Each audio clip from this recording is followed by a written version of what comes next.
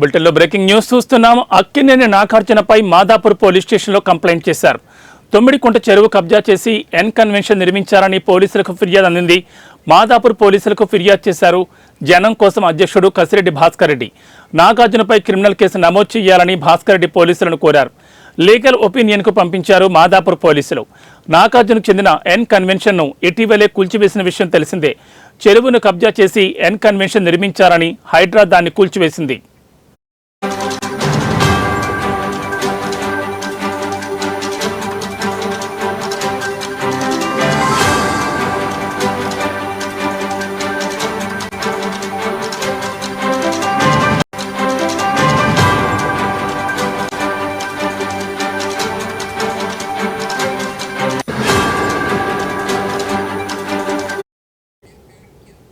తొమ్మిడికుంట చెరువులో 3 ఎకరాల 30 గుంటల భూమిని ఆక్రమించి ఎన్ కన్వెన్షన్ కట్టారని ఎప్పటినుంచో ఆరోపణలున్నాయి.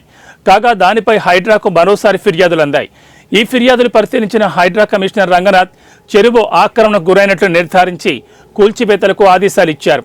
భారీ పోలీస్ బందోబస్తు మధ్య జంబో జేసీబీలతో కన్వెన్షన్ను గంటల వ్యవధిలోనే అధికారులు కూల్చివేశారు.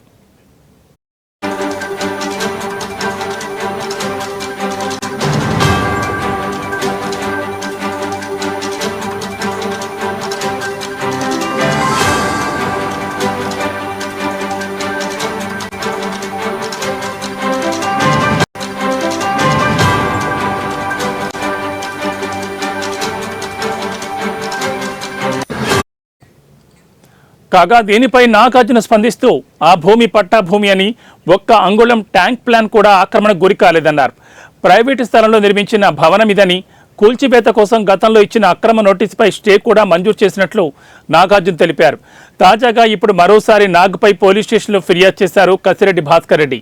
మరి దీనిపై నాగార్జున ఎలా స్పందిస్తారో చూడాలి. మరోవైపు మంత్రి కొండా సురేఖ, సమంత అక్కినేని ఫ్యామిలీపై కామెంట్ చేసిన విషయం తెలిసిందే.